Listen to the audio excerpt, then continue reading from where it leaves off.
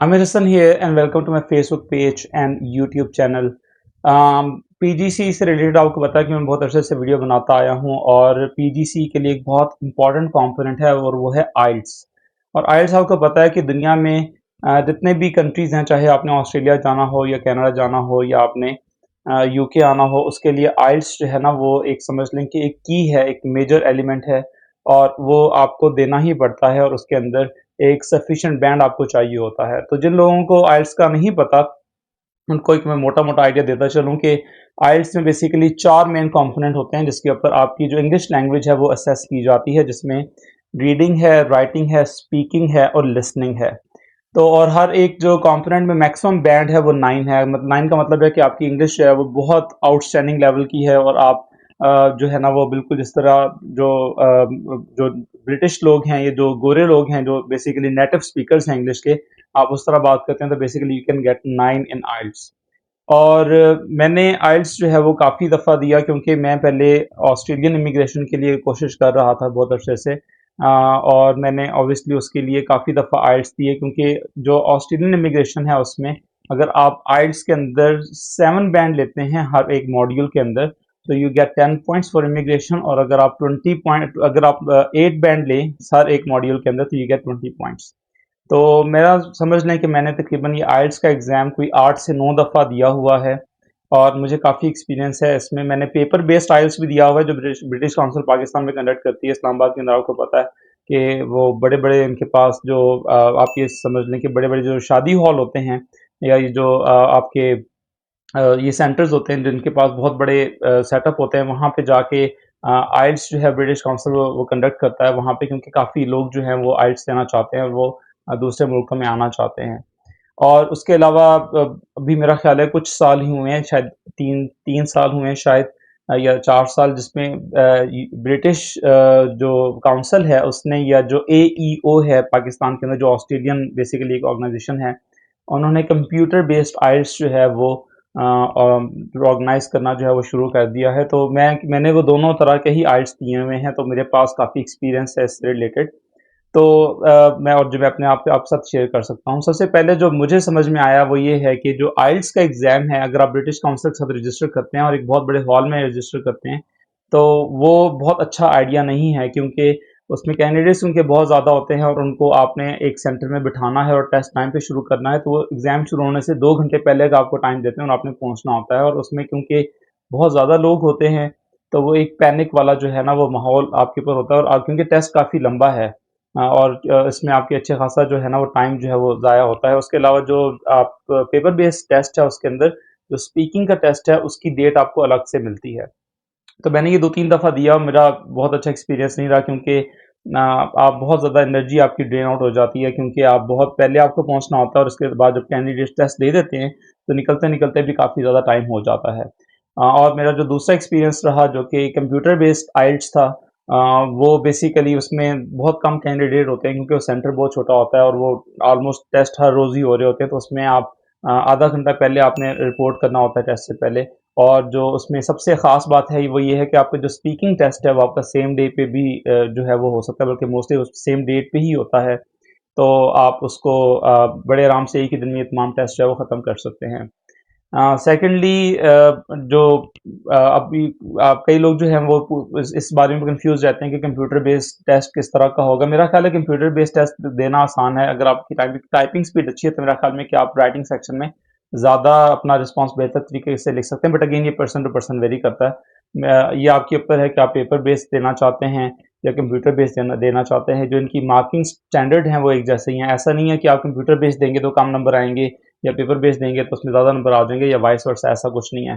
फिर ये भी कन्फ्यूजन रहती है कि एईओ पाकिस्तान से देंगे तो क्या टेस्ट में बहुत अच्छे नंबर आ जाएँगे, या ब्रिटिश काउंसिल से टेस्ट देंगे तो अच्छे नंबर आ जाएँगे। क्योंकि मैंने कई दफ़ा दिया, तो मैं अपने एक्सपीरियंस से बता सकता हूँ कि जो स्टैंडर्ड्स हैं आइल्स के मार्किंग के वो एक जैसे ही हैं, उसमें नंबरों में कोई ज़्यादा फ़र्क नहीं पड़ता।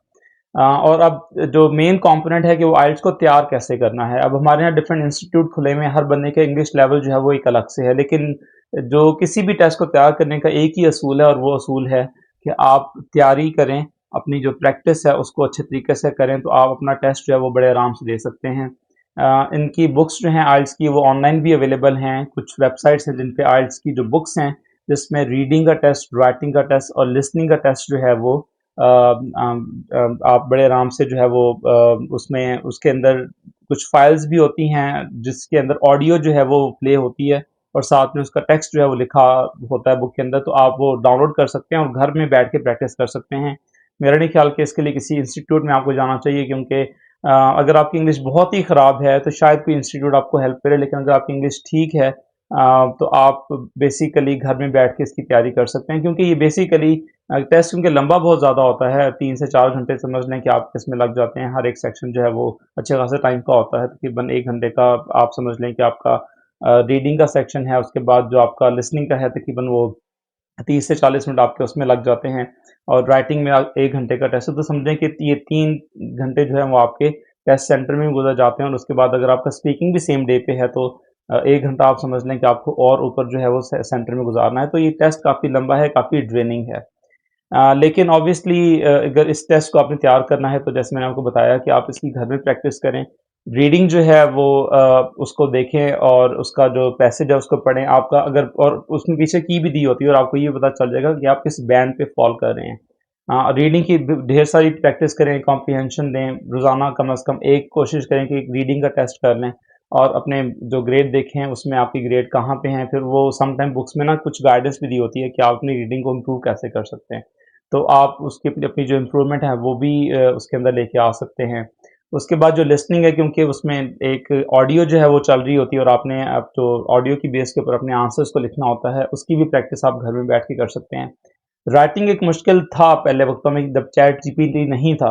अब तो आप कोई भी रिस्पॉन्स है आप अपना उसको जो लिख के मे बी अगर आप वर्ड के ऊपर या किसी भी फाइल के ऊपर, वर्ड के ऊपर तो मैं रिकमेंड नहीं करूँगा क्योंकि वो आपको इंग्लिश एरर बता देगा। आप नोट पैड के ऊपर या टेक्स्ट के ऊपर लिखें और उसको आप पेस्ट कर सकते हैं बाद में वर्ड में, जिसमें आपको पता चलेगा कि आपकी इंग्लिश की मिस्टेक्स क्या हैं।